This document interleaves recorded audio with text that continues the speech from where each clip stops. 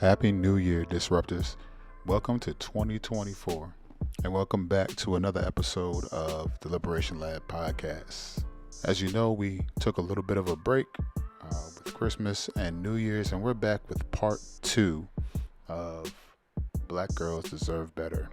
In this episode, I have the honor of chopping it up with EbonyJanice, and she's unpacking womanist futures, what it means to teach Black girls in our schools, and lacing us with a knowledge of how we can move forward in a better way.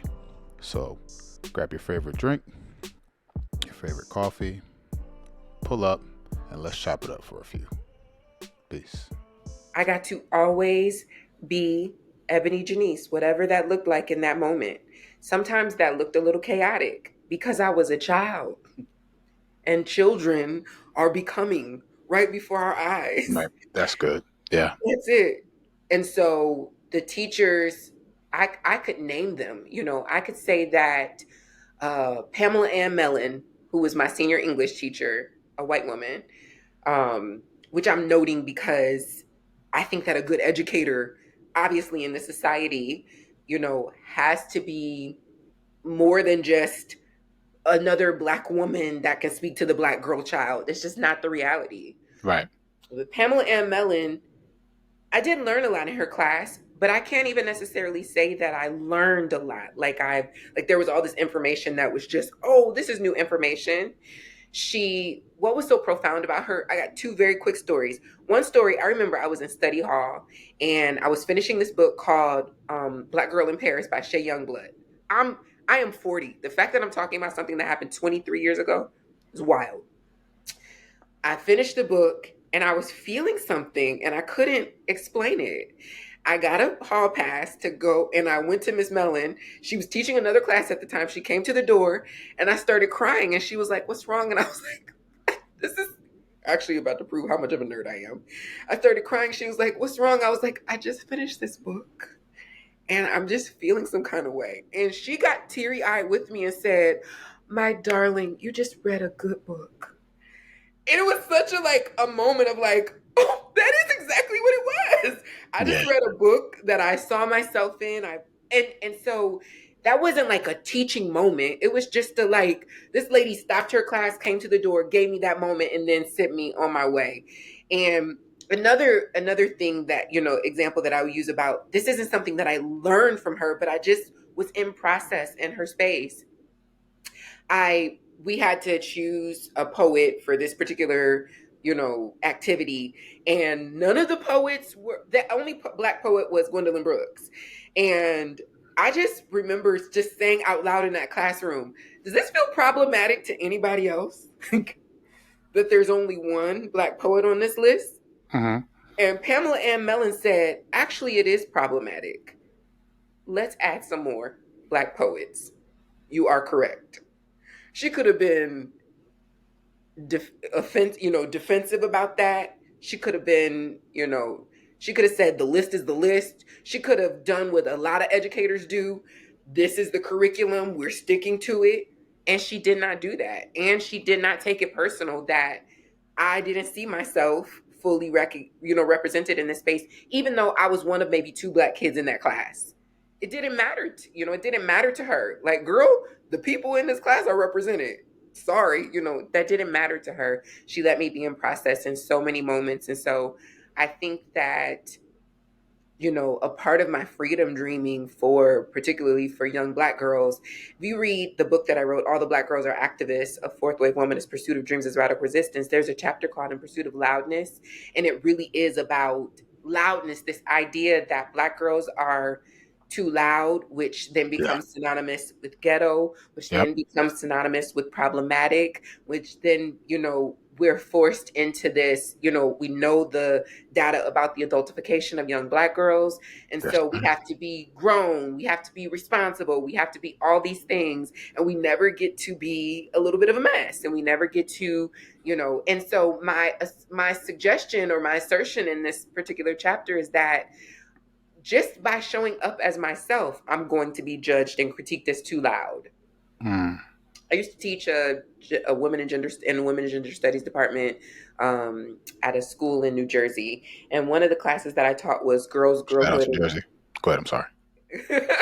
girls, girlhood, and girl culture. And the curriculum, the syllabus given to me was very white. You know why? Because Mm, the actual study, the invention of women studies and girl studies, is talking about white women and white girls. So of course a black girl showing up as herself is too loud because she's not even considered in the curriculum in the first place. yes. Yes. So that's a part of I think the first thing that comes to me when I think about my freedom dreaming for young black girls, for black girls, for black women, for black femmes in this education experience that they're having is that people would give black girls the space to just be in process out loud and to not critique it as all of these very harsh things that end up happening to us and Mm, with us. Because remember, we're talking about children. yes. Which I think is a thing that very often gets lost in the discussion when we talk about students in general, but particularly young black students, even more particularly young black girls. Yeah. Yeah. As you were talking, I thought, I think of pictures, and it's kind of how it helps me frame things. And I was Mhm. thinking about, have you seen the Divergent series? I don't know. Have I seen the Divergent series? Everybody has like a house. Like it's this Okay. dystopian reality. They all Okay. have a house or a clan or a group, right? Okay. Um, and essentially, this one person has all of the characteristics of all the houses in this one body, in this Okay. one person. Okay, and um, usually that's something that they kick out, ostracize, might even kill it. Like you can't have it. Like you have to be one of the four. If you don't fall Mm-hmm. into one of the four, it's a wrap for you, right? Whew. Um, and as you kind of go through the series, once you get to a certain point where there's this rebellion against the leaders of these four, like who are making these people fit into these classes, do these different things, Mm-hmm. this whole thing. But then you find out that all of this is happening within this wall. And if you go beyond the wall, there were a group of people who put these folks Hmm. in the wall and is Hmm. watching it go. And my point of bringing that up is I think that, like, at the end of it, there's a group of people who decide to stay and Hmm. live Hmm. where they were, then experience the freedom beyond the wall because they don't know it. Yeah. Mm-hmm. And I know that there are many educators who have experienced and know, wait a minute, there is life beyond the wall, Mm-hmm. but I only know how to do it this way. So I'm Mm-hmm. going to continue to make you fit within these four Mm-hmm. houses. I'm going to Yeah. continue to adultify. I'm going to continue to label and ostracize. I'm going to continue to recommend you for special ed because I don't understand you. I'm going to Mm-hmm. continue to do all of these things because at the end of the day, I don't know what's beyond that wall. Mm-hmm. And I love that you have given us a lens to say, I don't get beyond the wall by making one grandiose move. Mm-hmm. I get beyond the wall by deciding, what am I going to do for freedom today? Today, every single day. Mm-hmm. Mm-hmm. Mm-hmm. Both to both to students Yeah. and to educators. That is certainly, I think, profound language and a profound tool. Because for students, it's unfair. That's what I want to start by saying. It's not fair that we have to advocate for ourselves in these Hmm. ways, Hmm. right? My friend, I mentioned, childhood friend Susan Smith.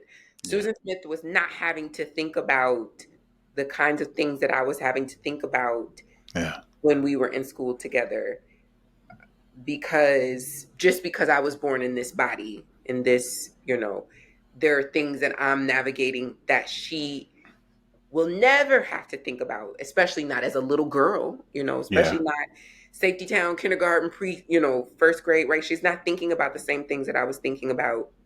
Yeah. And that's not fair. And I Yeah. think sometimes our students need us to tell them it's not fair that you're having to have this experience. And also, and let's just breathe into that for a second. Yeah. And you're going to have to advocate for yourself. Yeah. And so what does that look like, on a daily basis for you to every single day do something for freedom every single day?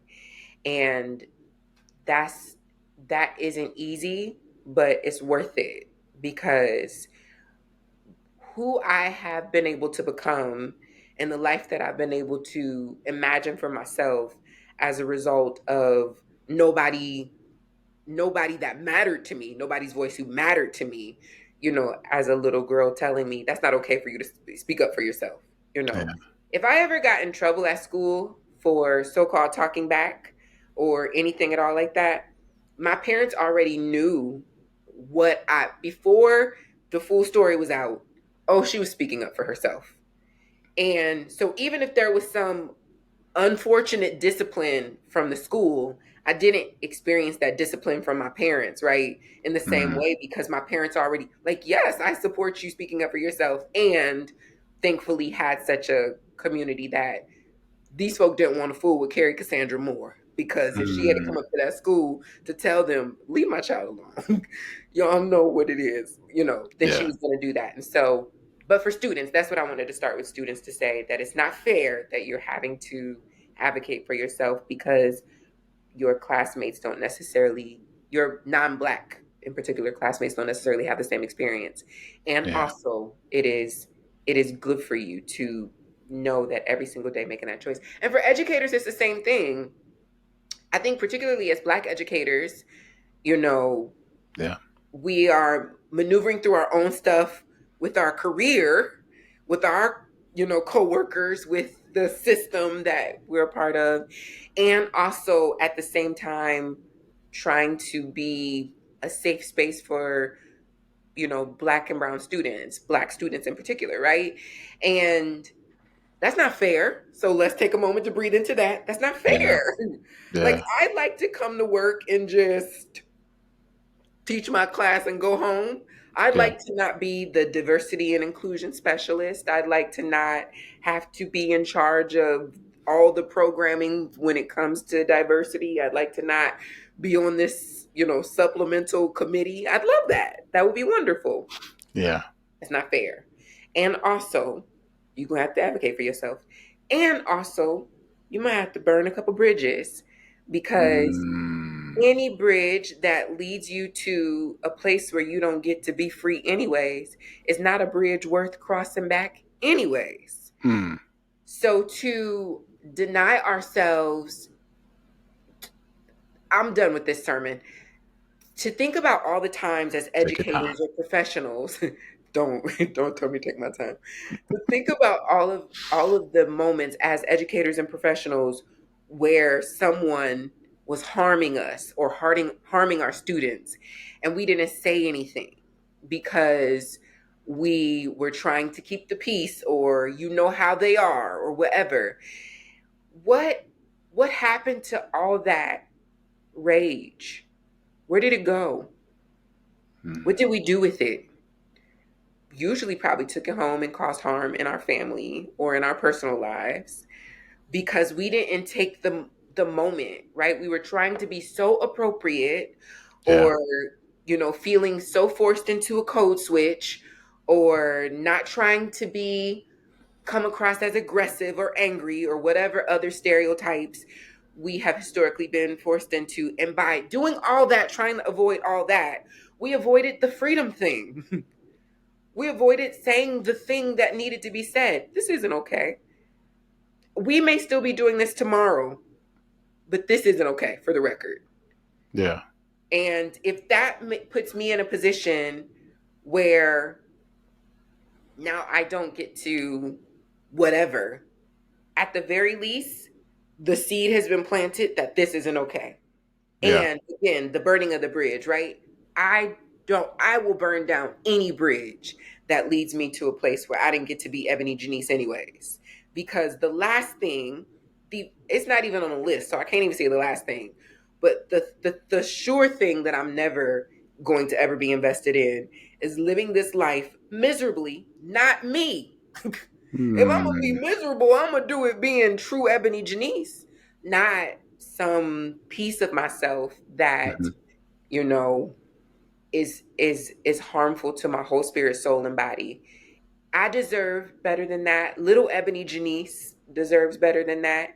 And future versions of me, future more free versions of me, will only exist if I make that choice in this moment to say, this is what I'm doing for freedom today.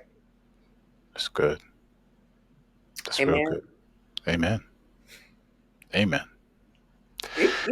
I want to thank you, um, just for sharing space with us, and for everyone who would tap into this.